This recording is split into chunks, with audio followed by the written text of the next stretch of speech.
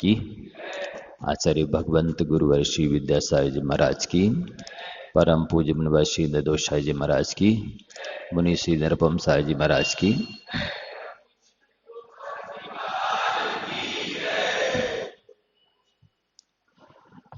ओम तज्जयति परम ज्योति समम समस्तैरनंत परेयायै दर्पण तले विशकला प्रतिफलति पदार्थ मालिका यत्र।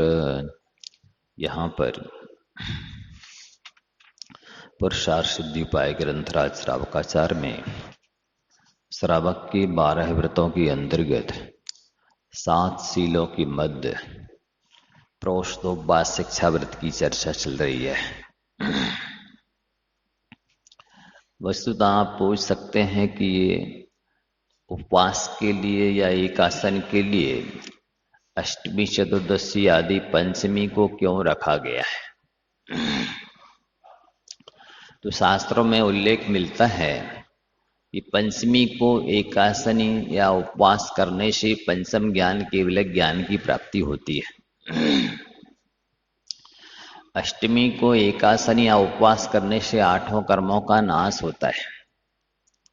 चतुर्दशी को एकासनी या उपवास इत्यादि करने पर 14वें गुणस्थान की प्राप्ति अर्थात सिद्धि की प्राप्ति होती है।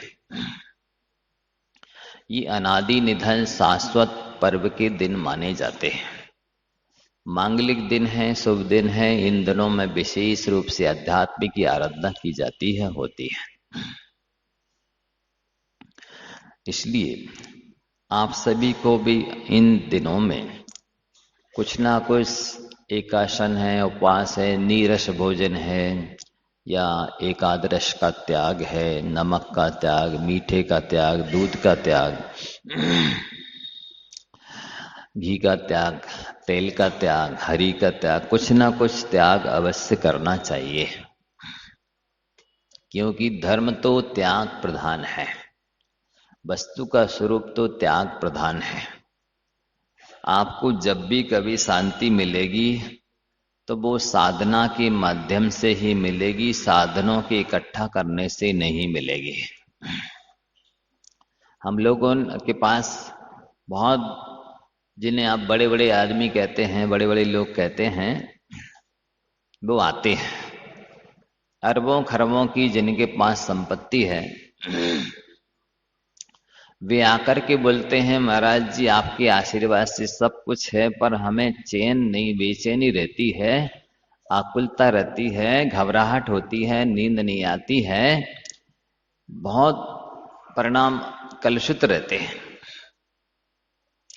तो हम उनको बोलते हैं कि आपको बेचैनी रहना स्वाभाविक है। हम उनको बोलते पूजा करते हो, बोले नहीं करते महाराज। तो कोई स्वाध्याय वगैरह करते हो, बोले नहीं करते। कोई व्रत नियम संयम है, बोलते नहीं है। हमने कहा तो स्वाभाविक है, आपको अशांति रहनी चाहिए, आपको शांति नहीं मिलेगी, सुखी आप नहीं हो सकेंगे। बोले है तो सब कुछ भगवान महाराज आपकी कृपा से। हमने कही आप जिसको सब कुछ समझते हैं वो हमारी दृष्टि में कुछ भी नहीं है।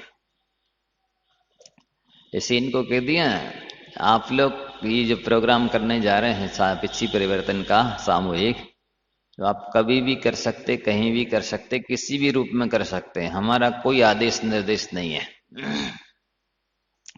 तो हम लोग का तो प्रोग्राम ये है कि कमरे में हम बदल के दे सकते हैं, और कमरा तो छोड़ो, हमको आचार्य महाराज ने ये भी कह रखा है कि आप आहार करने जाओ और कोई श्रावक आपको नई दे दे और आपकी पीछी पुरानी ले ले तो विकल्प नहीं करना, हो गया आपका पीछी परिवर्तन। आप ऐसा भी कर सकते हैं। इसलिए हमारे मन में तो कोई विकल्प है ही नहीं किसी विषय को लेकर के। आप लोग स्वतंत्र हैं, आपकी मर्जी है, आप मर्जी के मालिक हैं, ट्रस्ट के भी मालिक हैं, जिसके भी मालिक हों, पर हमारे मालिक नहीं है। हमारा मालिक तो कोई दूसरा है। तो ये साधना से ही शांति मिलती है, संतोष मिलता है, अभ्युदय की प्राप्ति होती है। तो यहां और ये निश्चित है कि संसारी प्राणी जिन राग देश में जलता चला आ रहा है अनादि काल से, जिसको कि छैडाला में आप लोग पढ़ते हैं, यह राग आग दहे सदा ताते समामृत से ये चिर भजे विषय कसाए। अब तू त्याग निज पद वेये। ये पंडित दौलत राम जी ने जो पंक्तियां लिखी हैं वो आचार्य कुंद कुंद स्वामी की समय सार की एक गाथा है 150 नंबर की। रत्तो बंददि कम्मम मंचति जीवो विराग संपन्नो एसु जिणोपदेशो तम्मा कम्मेसु मारज। रागी जीव कर्मों से बंधता है, रागी जीव कर्मों से बंधता है और बैरागी जीव कर्मों से छूटता है। रागी जीव दुखी होता है, बैरागी जीव सुखी होता है। रागी जीव संसार में भटकता है, दुर्गति को प्राप्त होता है, बैरागी जीव स्वर्ग मोक्ष का प्राप्त होता है। अब आप समझ लीजिए कि उपाय तो सुखी होने का ये है, आप उससे उल्टा करने जा रहे हैं। किससे? वैराग से उल्टा करने जा रहे हैं। जितने भी राग बढ़ाने वाले साधन हैं आप उनको जुटाने में लगे हुए हैं, और वो यह राग आग दहे सदा। आचार्य भगवंत राग को आग की उपमा दे रहे हैं कि राग तो आग की तरह जलाती है, झुलसाती है, खाक करती है। इसलिए आप राग से विरक्त होने का पुरुषार्थ करें, प्रयास करें। और ये कार्य कब तक हो सकता है? जब लो न रोग जरा गहे तब लो झटित निज हित कीजिए। जब तक रोग नहीं आया है शरीर में, जरा बुढ़ापा नहीं आया है, जब लो न रोग जरा गहे तब लो, तभी तक आप आत्महित को लिए झटित कीजिए। उन्होंने कहा तब लो झटित निज हित कीजिए। यदि आप नहीं करते हैं तो वृद्धावस्था आने के बाद तो आपको लगेगा आप कहाँ जाएं, हाथ कांपते हैं, पैर लड़खड़ाते हैं और सूझता है नहीं, सुनाई देता नहीं है, कौन रखेगा हमें, कौन हमारी सेवा करेगा। अब ठीक है, जहां पड़े हैं जैसे हैं वहीं ठीक है, और वहां तो ये होगा कि आप जैसे ही बीमार होंगे और भी जा करके आईसीयू में ले जाएंगे। कहाँ ले जाएंगे? आईसीयू। आई मैं, सी देख रहा हूं, यू माने तुमको, मैं इस रूप में तुमको देख रहा हूं। क्या? आई सी यू, मैं देख रहा हूं तुमको। किस रूप में देख रहा हूं? कि आप जैसे ही बीमार होंगे और आप आईसीयू में हो जाएंगे। समझ रहे हैं ना? ऐसी स्थिति आपकी ना हो, इसके पहले आप किसी संघ में भर्ती हो जाएं, किसी आश्रम में पहुंच जाएं, साधर्मियों के बीच में पहुंच जाएं, तो अच्छा होगा। और बड़ा वाला समाधि मरण है, आप उसमें देखेंगे कितनी चीजें सुलभ हैं और कौन सी चीज दुर्लभ है। वो लिखेंगे जन्म जन्म में उच्च कुल मिला, मनुष्य पर्याय मिली उच्च कुल मिला, और पूजा की, दान दिया, स्वाध्याय किया, और जन्म जन्म में नपुंसक भी हुआ, स्त्री भी हुआ, पुरुष भी हुआ, जन्म जन्म में सब काम किए, एक सम्यक दर्शन नहीं मिला जन्म जन्म में, और समाधि मरण नहीं हुआ। इसलिए 4 गति 84 लाख योनियों में भटक रहा है जीव। तो इसलिए इनकी पंक्तियों को आप थोड़ा सा दोहराते रहें। यह राग आग दहे सदा ताते समामृत से, ये समता रूपी अमृत का पान करो, तटस्थ हो जाओ, मध्यस्थ हो जाओ, उदासीन हो जाओ, उत आसीनो भव। उदासीन का मतलब होता है जो संसार से ऊपर आसीन हो गया है, बैठ गया है, संसार शरीर भोगों से विरक्त हो गया है, उसको बोलते उदासीन। और ऐसे लोगों के स्थान को बोलते उदासीन आश्रम। आप ये ना समझें कि जो अनाथ लोग हैं, दीनहीन, दुखी, गरीब हैं, दरिद्र हैं, वो लोग जाते हैं आश्रम में। कई लोगों की ऐसी धारणा मान्यता है, नहीं नहीं हमारे पास तो सब कुछ है, हम क्यों जाए आश्रम में। या जो प्रतिभा स्थली वगैरह में ना, बोले जिनकी लड़कियों को जो ज्यादा अच्छी बढ़िया इंग्लिश मीडियम के स्कूल में, एसी स्कूल में नहीं पढ़ा सकते हैं, हाई फाई जो होते अच्छी नामी गिरामी कॉलेज स्कूल हैं, उनमें नहीं पढ़ा सकते, वो लोग प्रतिभा स्थली में रखें। जो व्यापार नहीं कर सकते हैं, बिजनेस सर्विस नहीं कर सकते हैं, वो लोग दीक्षा से ले लें, सन्यास लिए, कुछ करो धरो नहीं गो सो सन्यासी बन गए, त्यागी बन गए। ये बहुत छोटी मान्यता, ओछी मान्यता है, ये बहुत अनभिज्ञ लोगों की सोच है, नहीं समझे। इस मार्ग को, इस पवित्र मार्ग को तो जिनकी पुण्यानुबंधी पुण्य का उदय होता है, साथी से पुण्य का बंध होता है, निकट भब्बो होते हैं, मंद कषाई होते हैं, भद्र होते हैं, सरल होते हैं, विनम्र होते हैं, श्रद्धालु अंतर से धर्मात्मा होते हैं, वो लोग ये काम करते हैं। तीव्र कसाई लोग, दुर्जन दुष्ट लोग, जिनके पापानुबंधी पुण्य का उदय है, मिथ्या दृष्टि है, दीर्घ संसार जिनका बचा है, अनंत भाव धारण करना जिनके बाकी बचे हैं, अनंत दुखों के पात्र जिनको होना है, वे लोग ऐसा कहते हैं और ऐसा नहीं कर, मतलब अच्छे मार्ग का अनुसरण नहीं करते हैं।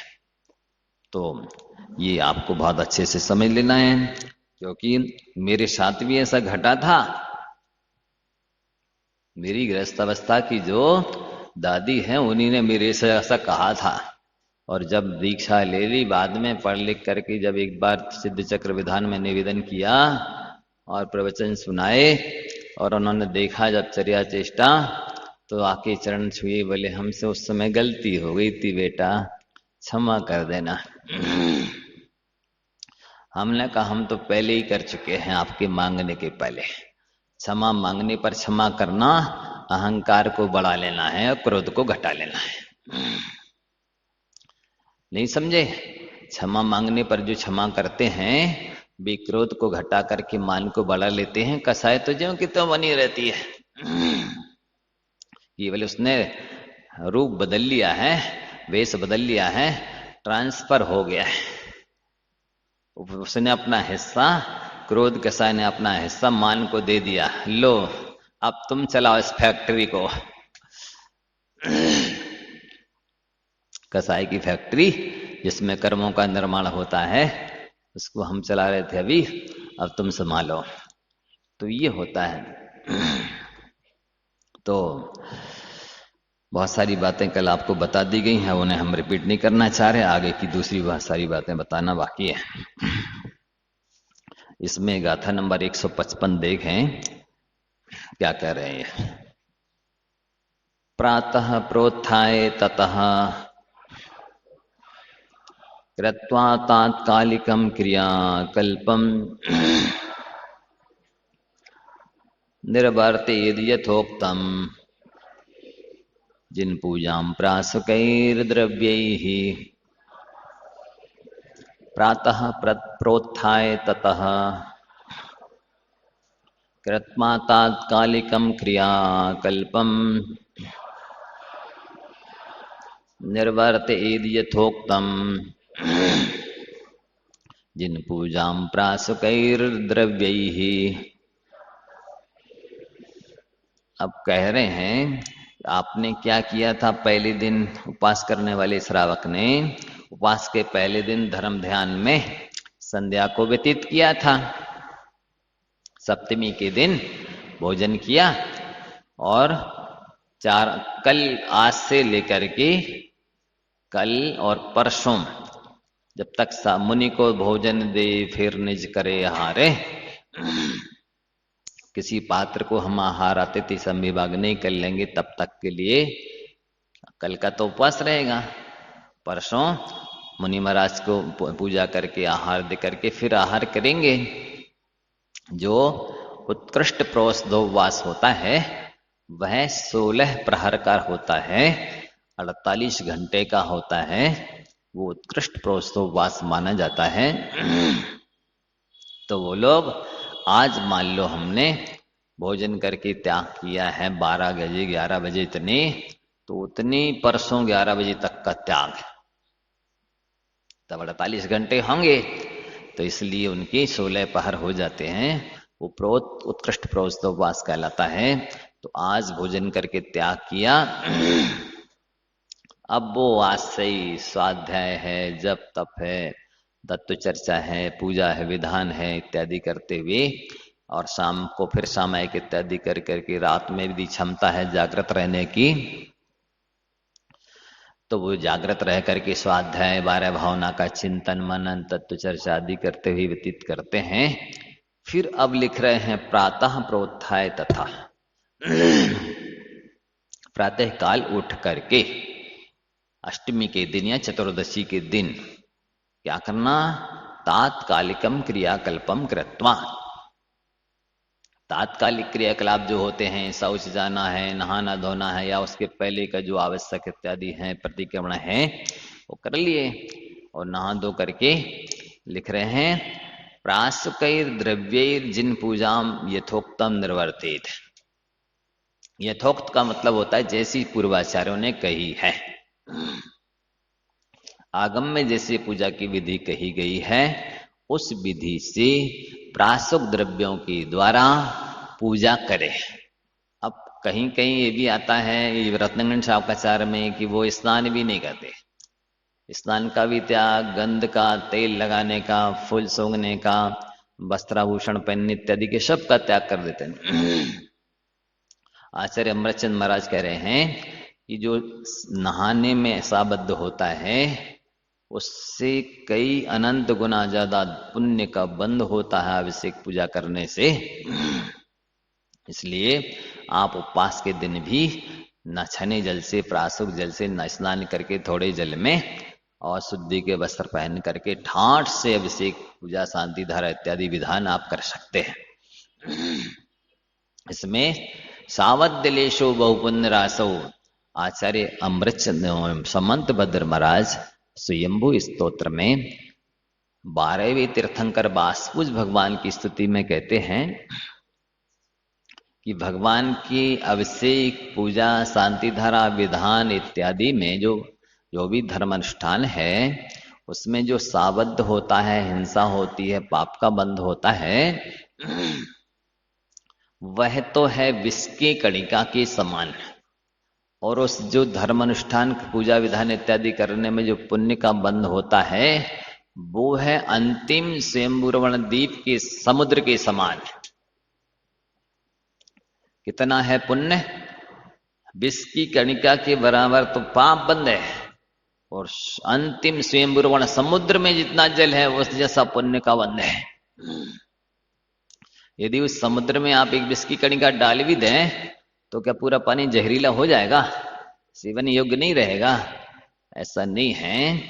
इसी तरह उन्होंने कहा कि पूजा विधान का पुण्य अपरंपार है, असीमित, अनलिमिटेड है। इसलिए आजकल जो केवल परंपरा अभिषेक की चल गई, अभिषेक किया और चलते बने क्या, तो उनको उतने ही लाभ होगा जितना नहाने से लाभ होता है स्वास्थ्य में।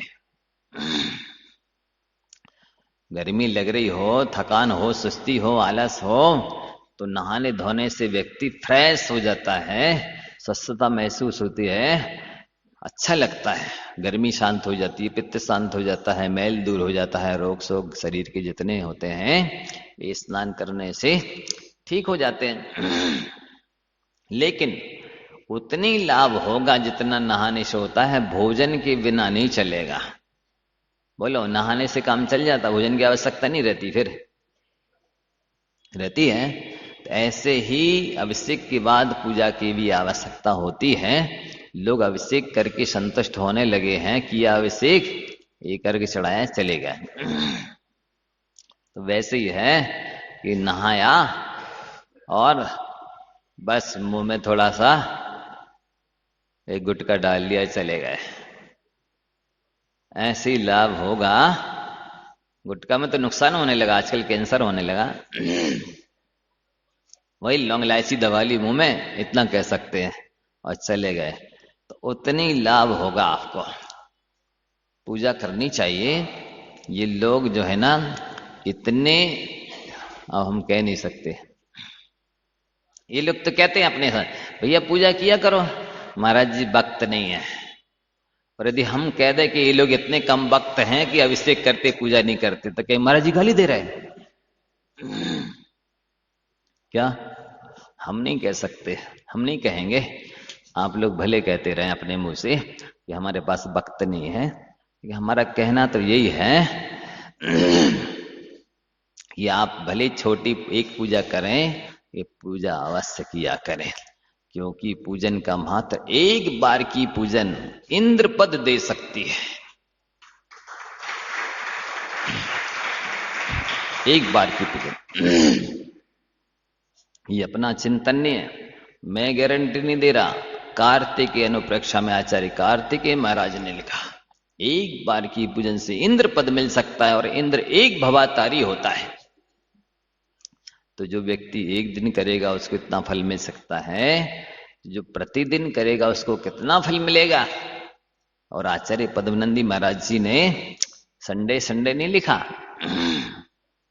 अष्टमी चतुर्दशी नहीं लिखा, देव पूजा, गुरु पास्ति, स्वाध्याय, संयमस, तपः, दानम, चेति, गृहस्थानाम, षट कर्मणि, दिने दिने, दिने दिने लिखा है, प्रतिदिन करना चाहिए।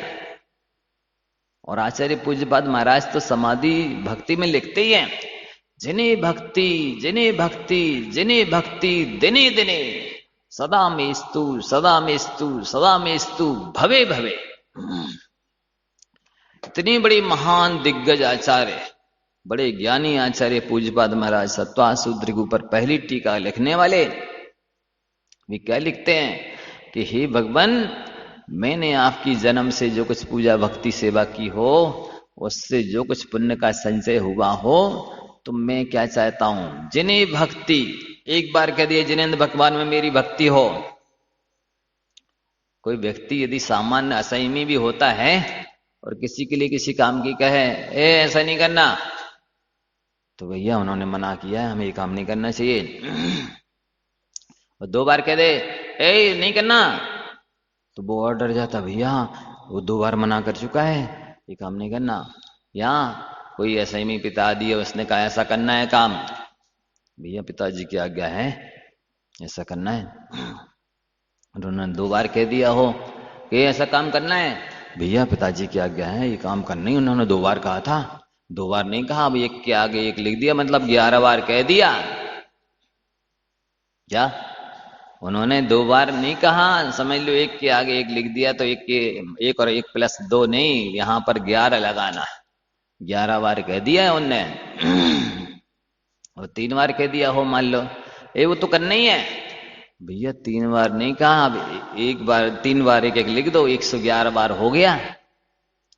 ऐसे बीतरागी आचार्य, भाषा समिति की धारी, वचन गुप्ती के धारी, महावर्ती, परम तपस्वी, जिनके पास रिद्धि सिद्धि थी, वे लिख रहे, जिन्हें भक्ति, 1 बार हो गया, जिन्हें भक्ति 2 बार हो गया, जिन्हें भक्ति 3 बार हो गया, दिने दिने, प्रतिदिन हो, प्रतिदिन हो, सदा मेस्तु, हमेशा हो, सदा मेस्तु, हमेशा हो, सदा मेस्तु, हमेशा हमेशा, भवे भवे, जन्म जन्मांतरों में भी हो गए। अब आप सोचिए, 3 बार लिख रहे हैं, जिनमें भगवान भक्ति हो, प्रतिदिन हो, प्रतिदिन कह दी, अब सदास्तु कहने की आवश्यकता है। हे भगवान मेरी जिनेंद्र भगवान में भक्ति हो, हे भगवान मेरी जिनेंद्र भगवान में भक्ति हो, हे भगवान मेरी जिनेंद्र भगवान भक्ति हो, तो भगवान को सुनाई नहीं देता क्या?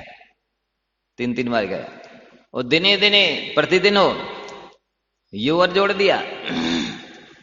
इतने कहना पर्याप्त था, एक बार के जिनेंद्र भगवान में भी भक्ति हो तो पर्याप्त नहीं हुआ। 2 बार का, 2 बार भी में भी संतुष्ट नहीं, 3 बार कह दिया, 3 बार में भी संतुष्ट नहीं, फिर दिने दिने हो, प्रतिदिन हो। आप जिन भगवान में भक्ति हो तो समझ गए कि आप हमेशा भक्ति चाहते हैं, फिर दिन दिन कहने की क्या आवश्यकता। फिर दिन दिन प्रतिदिन हो, और प्रतिदिन हो तो फिर आप सदा में स्तु, हमेशा मेरी जिन भगवान भक्ति हुई, ये कहने की क्या आवश्यकता है। और अब सदा हो तो इसमें तो जन्म जन्मांतर सब आ गए ना। फिर इसके बाद करें भवे भवे, भव भव में जिनेन्द्र भगवान में ही मेरी भक्ति हो। आप समझ सकते हैं ना इससे क्या शब्द लिखे हैं भगवान आचार्य परमेष्ठी ने, कितनी दृढ़ आस्था भक्ति होना चाहिए, सेवा भाव होना चाहिए, तीव्र भक्ति निधत्ती और निकाचित कर्मों को भी क्षय करने की क्षमता रखती है। निधत्ती कर्म भी कहलाते जिनमें उत्कर्षण नहीं हो, बढ़े भी नहीं, अपकर्षण नहीं हो, घटे भी नहीं, और मने उदीर्णा भी ना हो, असमय में उदय में नहीं आए। और निकाचित कर्म वे हैं जिनमें बढ़े भी नहीं, घटे भी नहीं, असमय में उदय में भी नहीं आए, बदले भी नहीं, संक्रमण भी नहीं हो।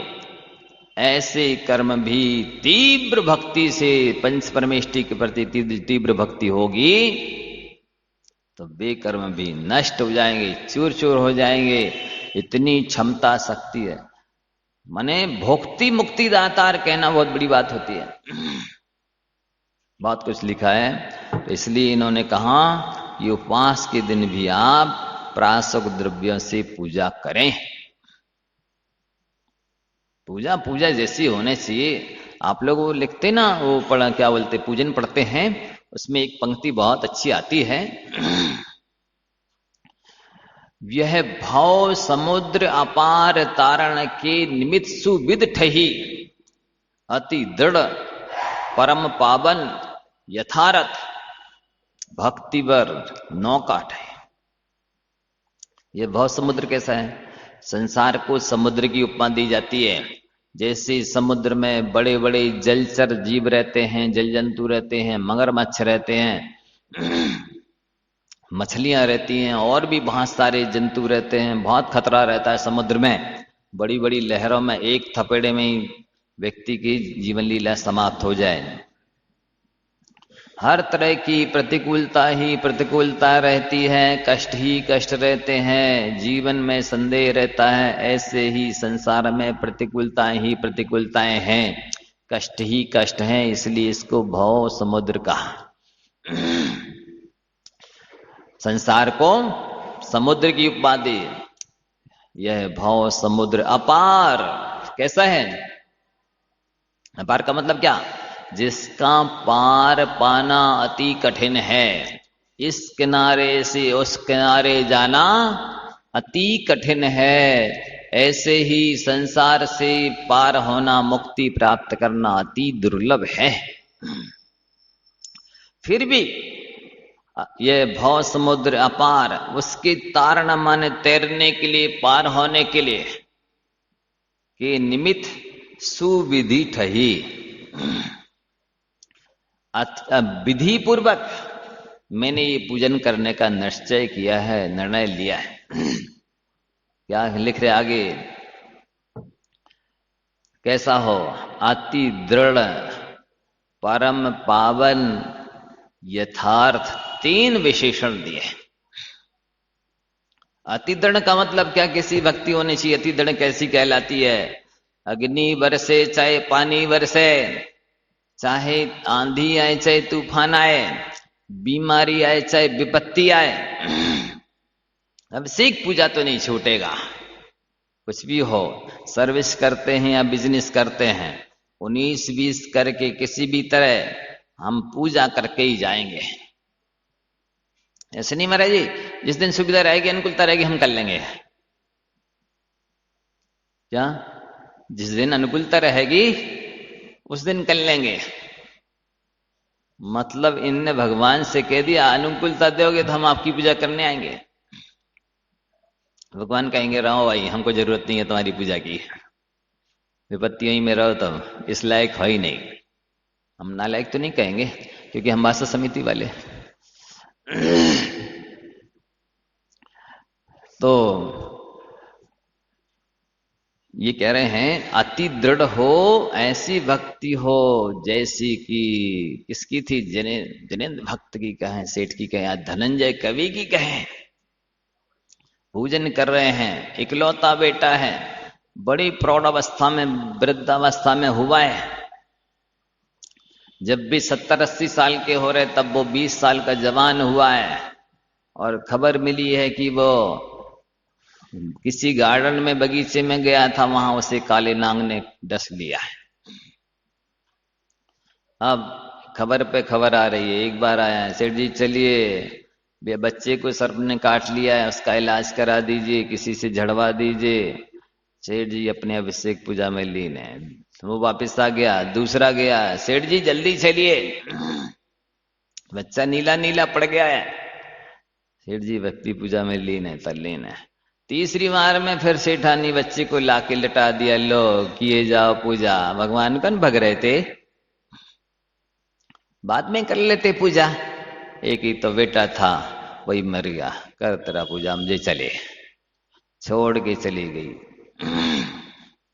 फिर भी नहीं देखा, अभिषेक हो गया, शांति धारा हो गई, पूजन हो गया, शांति पाठ शांति से हो गया। शांति विसर्जन में अशांति हो जाती प्राय लोगों को, लेकिन उन्हें उस समय भी अशांति नहीं हुई। बाद में नमोस्तु करके मुड़कर जब देखा तो बच्चा पड़ा है बिल्कुल जैसे मरणासन, जो शांति धारा की थी अभिषेक गंदोजा से रखा हुआ था, और नमोकार मंत्र पढ़ करके सिंचन कर दिया। बच्चा ऐसे उठ गया जैसे सोकर उठा हो। ऐसी अति दृढ़ ये कहलाती है अति दृढ़ भक्ति, और परम पावन भक्ति वो कहलाती है जिसमें सांसारिक कोई चाह नहीं है। निर्वांछ तपें शिव पद निहार, केवल उनको मोक्ष दिख रहा है और कुछ भी नहीं दिख रहा, ना उनको ख्याति, ना पूजा, ना लाभ, ना भोग भूमि के भोग दिख रहे, ना स्वर्ग के भोग दिख रहे, ना विद्याधरों के भोग दिख रहे, ना कोई चक्रवर्ती का पद दिख रहा, ना तीर्थंकर पद का पद दिख रहा, ना किसी भी महापुरुष का कोई वैभव दिख रहा। निर्वांछ तपें शिव पद निहार, ऐसी भक्ति परम पावन कहलाती है, बाकी तो व्यापार कहलाता है। भगवान हमारा एक काम बना देना, हम छत्र चढ़ा देंगे, सिंहासन विराजमान कर देंगे, शेख सम्मी शेखर जी की यात्रा कर लेंगे, विधान करा देंगे, सिद्ध चक्र कर लेंगे। भगवान को घूस दे रहे हैं। दुनिया में घूस देने की आदत पड़ गई है, घूस लेने की आदत पड़ गई है सारी दुनिया को, नीचे से लेकर ऊपर तक। तो भी ऊपर बैठे भगवान को भी वैसे ही समझ रहा है घूसखोर है। नहीं, केवल मोक्ष के उद्देश्य से यदि भगवान की भक्ति करोगे, संसार के सारे संकट तो दूर होंगे। आपको सखरजी जाना है तो बीच में पड़ने वाले स्टेशन तो पड़ेंगे ही, कोई ट्रेन से प्लेन से भी जाओ तो भी वो क्रॉस करके तो जाना ही पड़ेगा। इसी प्रकार से आप भक्ति करेंगे और शुक्ल ध्यान नहीं है, शुद्धोपयोग नहीं है, केवल ज्ञान होने की योग्यता, क्षमता, कैपेसिटी नहीं है, काल नहीं है, तो उसके पहले ही तो स्वर्ग के भोग, भोग भूमि के भोग, विद्याधरों के भोग, ये सब तो मिलने ही है। लेकिन हमको साता कहाँ रहती है, इतना धैर्य, इतना हमारे पास श्रद्धा कहाँ है कि नहीं नहीं हमको तो मिले ही जाए भगवान, उसी के निमित्त भज रहे, माला फेर रहे। हाँ, इतना अवश्य है कि यदि आपके पास धैर्य नहीं है, अनुकूलता नहीं है, तो भगवान ऐसी मुझे अनुकूलता प्रदान कर दो जिससे मैं आपकी भक्ति कर सकूं। इतना करके आप कर सकते हैं तो कोई बात नहीं है। धर्म ध्यान में बाधा आ रही है, विघ्न आ रहा है, उसकी वजह से, उस बाधा की वजह से, तो भगवान ये बाधा दूर हो जाए जिससे मैं आपकी भक्ति कर सकूं। लक्ष्य भक्ति का रखो, पूजन का रखो, ध्यान जाप स्वाध्याय का रखो, तब तक फिर भी ठीक है। तो यहां प्राशुक द्रव्य से पूजन करने के लिए कहा गया है। आगे 156 नंबर कारिका देखेंगे। उक्तेन ततो विधिना नीत्वा दिवसम द्वितीय रात्रिम चैन अतिवाहयेत प्रयत्ना दर्धम च तृतीय दिवसस्य उक्तेन ततो विधिना नीत्वा दिवसं द्वितीय रात्रिं च अतिवाहयेत् प्रयत्ना दर्धम च तृतीय दिवसस्य। अब कह रहे हैं उक्तेन ततो उक्तेन विधिना, जो विधि बताई गई है कि आपको उपवास के दिन, प्रोस्तोपवास के दिन, प्रोसत के दिन अपने समय को धर्म ध्यान से व्यतीत करना है, अपने आवश्यकों को करते हुए व्यतीत करना है, उपवास करके विकथा नहीं करना है, दुकान नहीं चलाना है, भोजनशाला में नहीं समय पास करना है, सो करके समय पास नहीं करना है, बातचीत गप्पे सप्पे करके अपने समय को पास नहीं करना है, कर्मों को पास करने का लक्ष्य रखना है, कर्म लिक्षण का लक्ष्य रख करके दिवसम नीत्वा, दिवस को बिता करके द्वितीय रात्रिम छे, सप्तमी का आधा दिन बिताया, सप्तमी की रात बिताई धर्म ध्यान से, फिर अष्टमी का दिन धर्म ध्यान से बिताया, फिर अष्टमी की रात्रि को भी धर्म ध्यान से बिताना।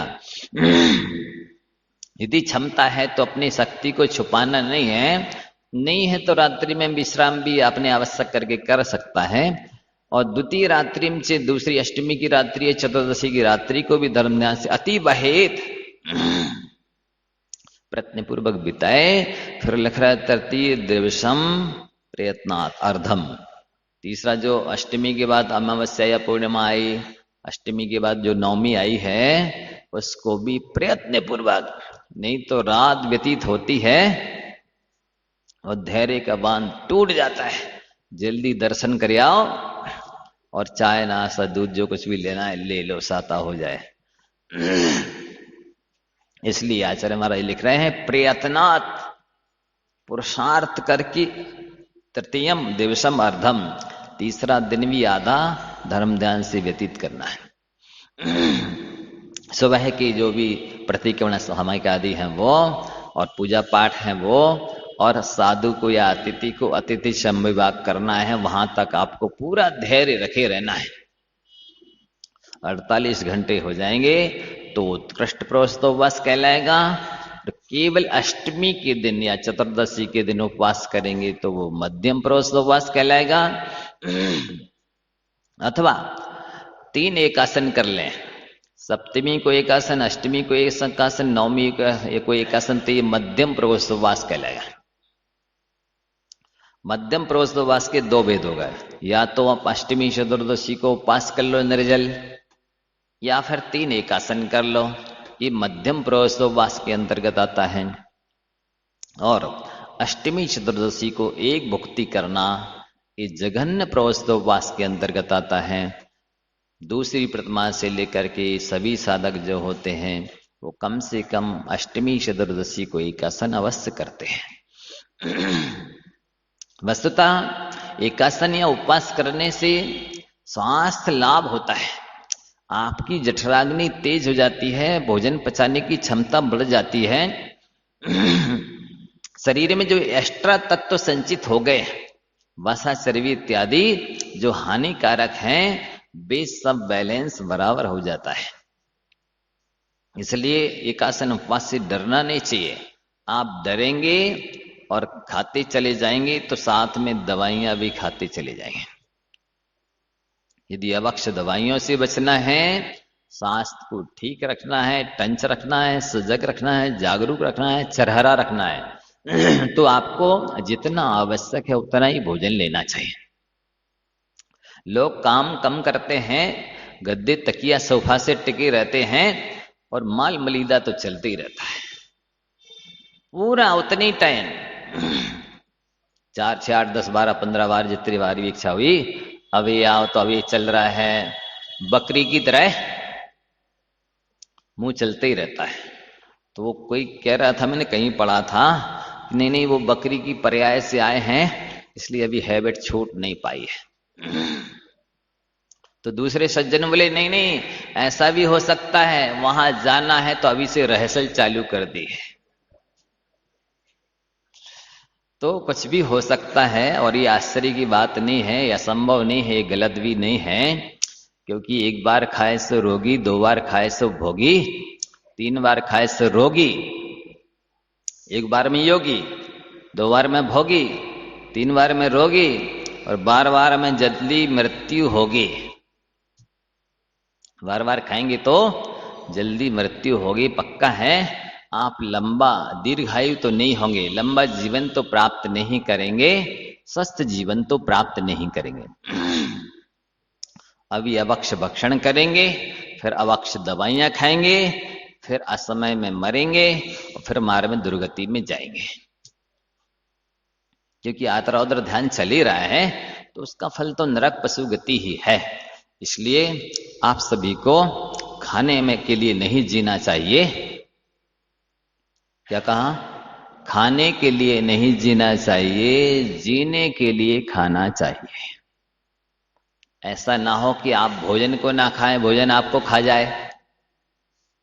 आप ही नहीं खाते भोजन, भोजन भी आपको खाता है। जितना शरीर को आवश्यक है उतना लिया है तो आपने भोजन खाया, और जितना शरीर को आवश्यक नहीं उससे ज्यादा खिलाया तो भोजन ने फिर आपको खाया। क्योंकि फिर दवाइयां खाएंगे तो वो असमय में आपको खा जाएगा। तो स्थिति वही होती है इस मनुष्य की, ये मनुष्य रोते हुए जन्मता है। जब जन्म लेता है तो रोते हुए जन्मता है, और आकांक्षाओं में, अपेक्षाओं में जीता है, और निराश होकर के मरता है। क्या? रोते हुए जन्मता है, आकांक्षाओं में जीता है, ये मिल जाए, ये मिल जाए, ये मिल जाए, ये करना, ये करना, ये करना, करिष्यामि करिष्यामि करिष्यामि इति चिंतया मरिष्यामि मरिष्यामि मरिष्यामि इति विस्मृतम्। ये करना है, ये करना है, ये करना है, इस चिंता में मुझे मरना भी है, मरना भी है, मरना भी है, भूल ही जाता है। इसलिए तो हम बार बार याद दिलाते हैं कि भैया लोगरिया लगने वाली है, अटेंशन प्लीज। क्योंकि वो भूल जाता है, उसको याद ही नहीं रहता है कि हमें मरना भी है। वो ऐसा एकदम मस्त हो जाता है कि बिल्कुल इतने मैंने उसकी प्री प्लानिंग रहती है, इतनी ख्वाहिशें रहती हैं, इतने सारे काम रहते हैं। कई बार कह भी देता है, अरे हमको तो मरने तक की फुर्सत नहीं है। मतलब वो जब फुर्सत हो जाएगा मौत तभी आएगी। क्यों? फुर्सत मिलेगी कभी आप लोगों को? तो इसका मतलब मौत आएगी ही नहीं आपके लिए। तो जो फुर्सत लोग हैं उन्हीं को ले जाएगी वो तो है। तो यहां उक्तेन ततो विद्ना, इसलिए आपको धैर्य तो चाहिए, साहस तो बढ़ाना पड़ेगा, अपनी आकांक्षाओं को कंट्रोल तो करना पड़ेगा, शरीर के प्रति राग तो कम करना होगा। यदि राग रहा तो राग के साथ में आग तो है ही, वो तत्काल में भी जला रही है और भविष्य में भी जलाएगी। हर व्यक्ति ये तो वास्तु सुधारता है कि मेरा ये गड़बड़ है, दुकान इस दिशा में मुंह है, इस दिशा में इसकी ये कोना है, ऐसा ऐसा है, ये कोना ये है, ऐसा गड़बड़ है। तो किसी ज्योतिषी को बुलाओ, वो थोड़ा बता देगी किस दिशा में क्या बनाना है, जिससे हमारी और दुकान चलने लगे और अच्छे से पैसे की आवक हो जाए। और नहीं तो कुछ हाथ की रेखाएं दिखाएंगे, भाई साहब देखना मेरी कुछ गड़बड़ तो नहीं, कोई ग्रह चक्कर खराब तो नहीं है। लेकिन आध्यात्मिक संत महापुरुष ज्ञानियों ने कहा है, देखो तुम ज्योतिष के चक्कर में मत पड़ो, हस्तरेखाएं मत देखो, भुजाओं को देखो। क्या? हस्तरेखाएं नहीं, भुजाएं देखो, मेरे पास बहुत कुछ कर गुजरने की क्षमता है। और ज्योतिष के चक्कर में ज्योतिष की गति मत पकड़ो, मन की गति को पकड़ो। मेरे मन में क्या चल रहा है, कहां तक उचित है वो, तभी आप सार्थक और सफल होंगे। अन्यथा तो जिनके कहते हैं ना कि जिनकी हस्त नहीं होते हैं, भाग्य रेखाएं तो उनकी भी होती है। नहीं का? जिनके हाथ नहीं मान लो कट गए दोनों या किसी वजह से, तो उनकी सारी हस्तरेखाएं कट गई तो सारे कर्म कट गए क्या? नहीं, भाग्य रेखा तो उनकी भी होती है। इसलिए हाथों की रेखाओं को नहीं, भुजाओं को देखने के लिए कहा गया। पुरुषार्थ पर भरोसा रखो, अपने पुरुषार्थ को प्रखर करो और सही दिशा में गति बढ़ाओ। अब आगे का एक श्लोक और देखें।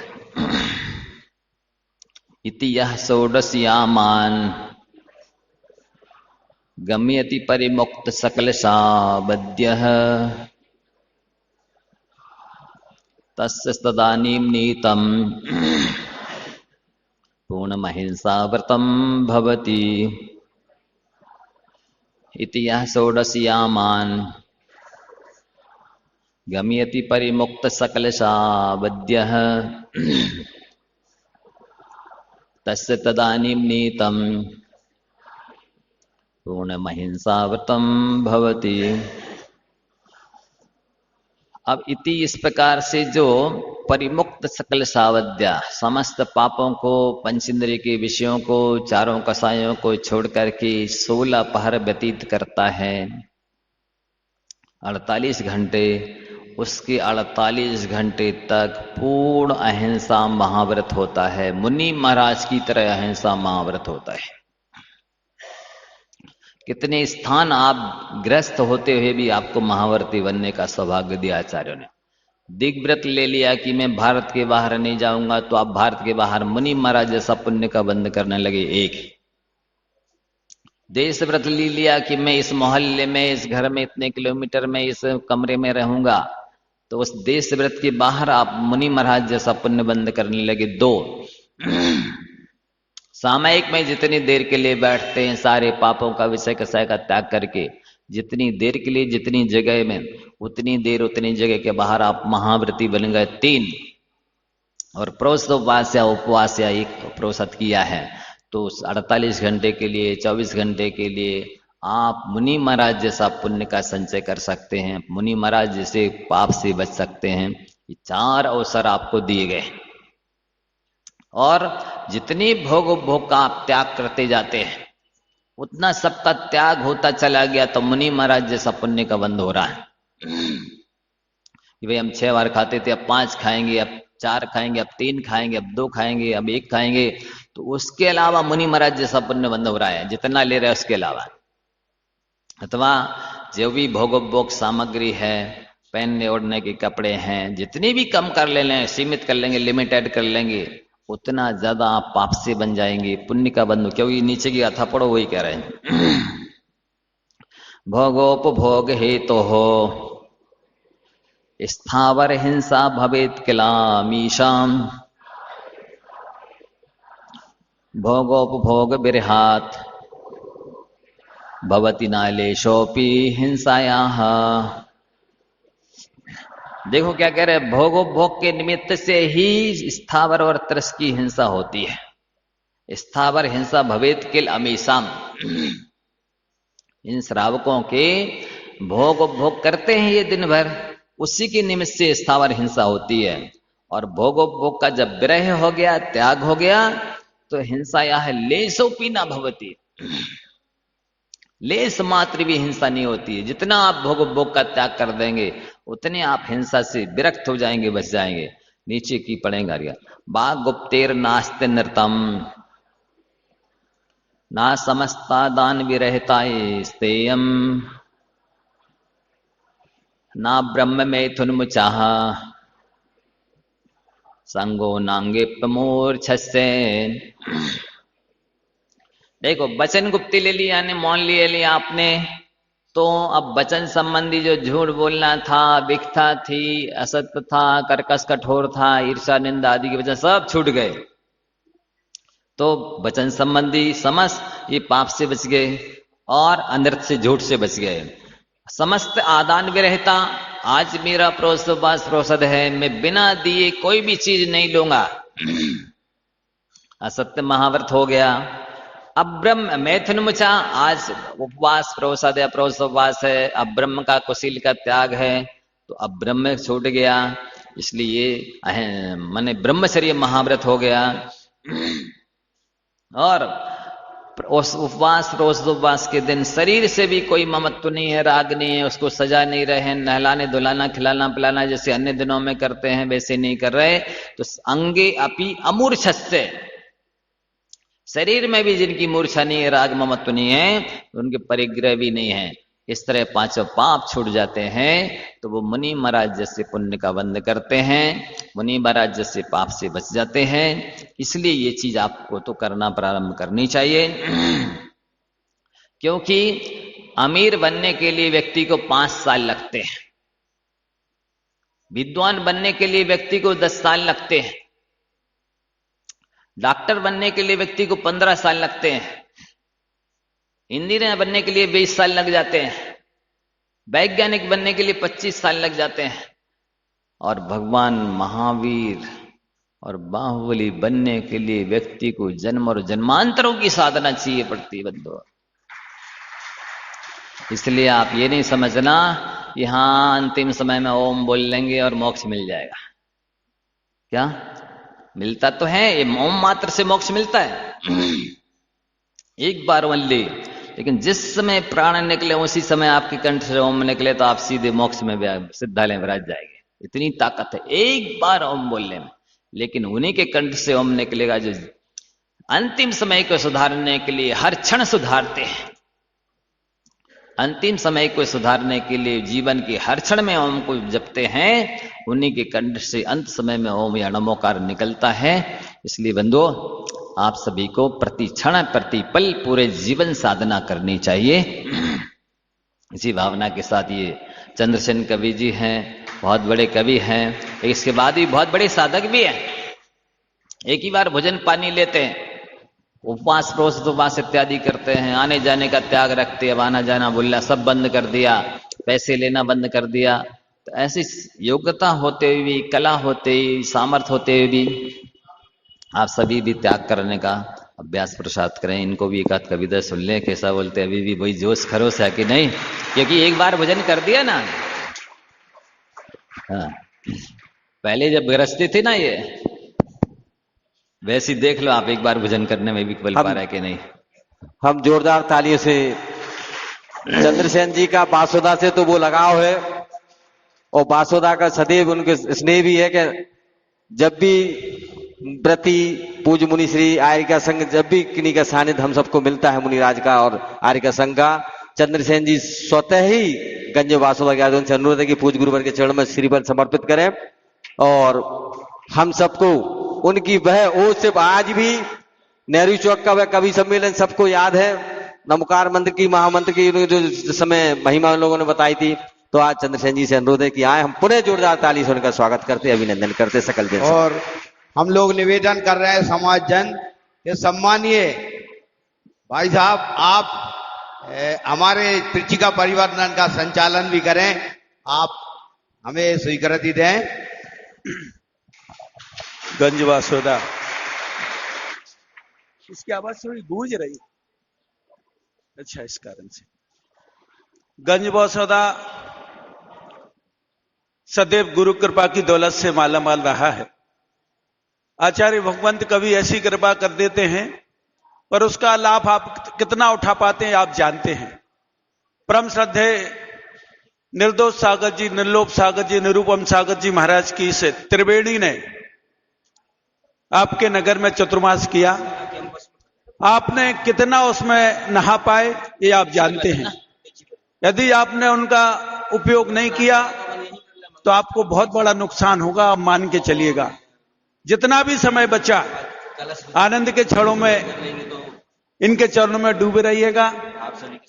मुझे सौभाग्य मिल रहा है यशस्वी साधकों की चरण वंदना करने का। दुनिया की सबसे बड़ी दौलत है गुरु चरणों की धूल, और जिनके माथे पर लगती है उनका जीवन धन्य हो जाता है। दोस्तों, पूरे गंज वासुदा के माथे पर गुरु चरणों की धूल लगी है।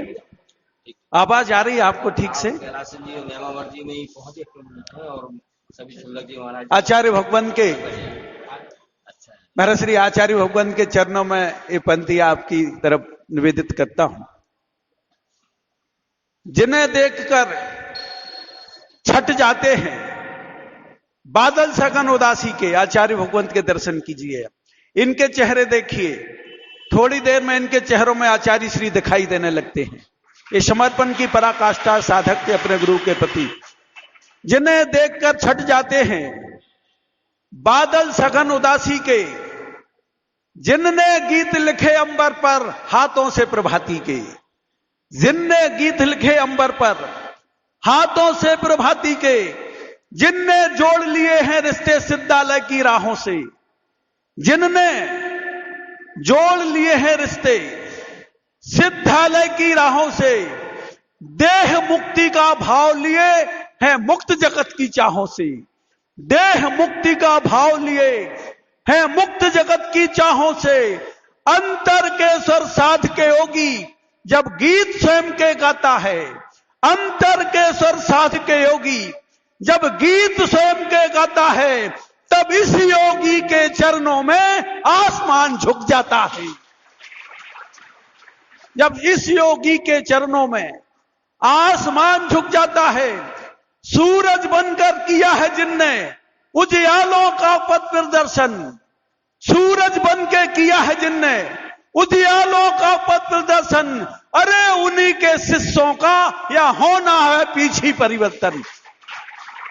चतुर्मास के दिन लौटे हैं वापस अपने गांव, चतुर्मास के दिन लौटे हैं वापस अपने गांव, पर बासोदा पर बनी रहेगी गुरु कृपा की छांव, बासोदा पर बनी रहेगी गुरु कृपा की छांव। अरे चतुर्मास उनको ही था जो संत समागम करते हैं। बासोदा में होंगे हजारों लोग, पर इतने लोग हैं जो पुण्यवान है, पुण्यानुबंधी पुण्य कर रहे हैं, उन्हें प्रणाम करते हुए पंक्तियां कर रहा हूं, याद रखिएगा।